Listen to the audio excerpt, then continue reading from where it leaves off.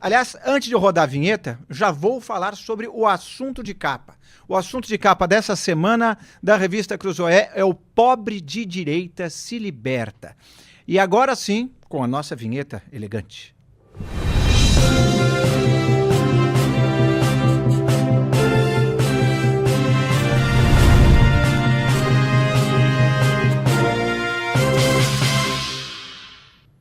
Como disse, o Pobre de Direita se Liberta é a capa da semana da revista Cruzoé. Duda Teixeira, conte mais sobre essa matéria especificamente. Reportagem de capa do Rodolfo Borges. Daqui a pouco ele vai estar aqui de novo no meio-dia.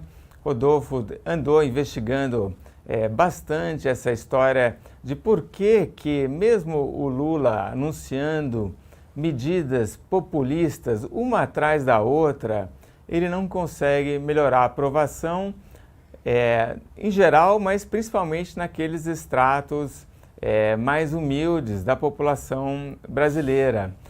Existem até livros publicados de intelectuais ou pseudo-intelectuais da esquerda, né, dizendo ali que os mais pobres não estão reconhecendo essa boa vontade que os políticos de esquerda têm de acolher e de ajudar os pobres, né? E que aí estariam, quando votam na direita, estariam votando contra os próprios interesses. Mas o Rodolfo vai mais a fundo nessa história e mostra que mudou muito a cabeça dessa população brasileira, que pensa muito mais no mérito pessoal, no valor que tem o próprio esforço, e não está ali meio que esperando uma boa ação de um presidente caridoso, generoso, né?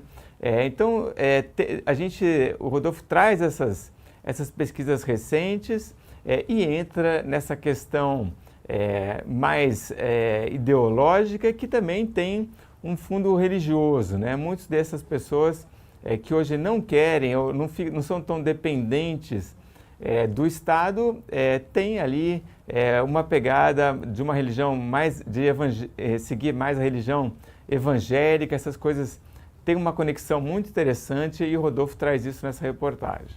Aí, não perca, mas a revista tem muito mais do que isso, não é, Duda? Temos também matéria do Wilson Lima, falando um pouquinho dessa reforma de fachada do governo Lula. Tirou ali a Nízia Trindade do Ministério da Saúde, pôs o Alexandre Padilha. Esse tipo de reação o Lula já teve no passado, na época do Mensalão, e ainda que tenha ajudado lá no primeiro mandato do Lula a conseguir uma reeleição, hoje a chance de uma reforma ministerial ter ali algum efeito prático é bem menor. O Wilson explica isso na matéria dele. Eu faço uma também falando, a gente estava falando aqui do Trump, né? Eu faço um pouco, mostro a quebra da tradição diplomática americana que o Trump representa. Desde a fundação dos Estados Unidos, os americanos, em geral, acreditavam muito que estavam criando um país baseado na democracia, nos valores de liberdade, e se viam ali como um exemplo para o resto do mundo, então querendo espalhar esses conceitos pelo mundo. E o Trump não está nem aí para isso, né?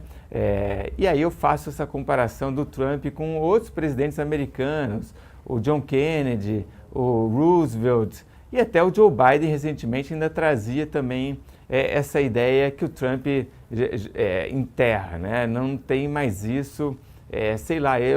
Não tem valores nessa política externa americana. O Trump vê o mundo mais como um grande desenvolvedor imobiliário, né? Tem esse território aqui, como é que a gente faz para valorizar e os americanos ganharem dinheiro com isso? É essa a cabeça dele, né? E aí temos os artigos de Josias Teófilo, Jerônimo Teixeira, Alexandre Soares Silva e Leonardo Barreto. E Rodolfo Borges, dobradinha de Rodolfo Borges nessa edição.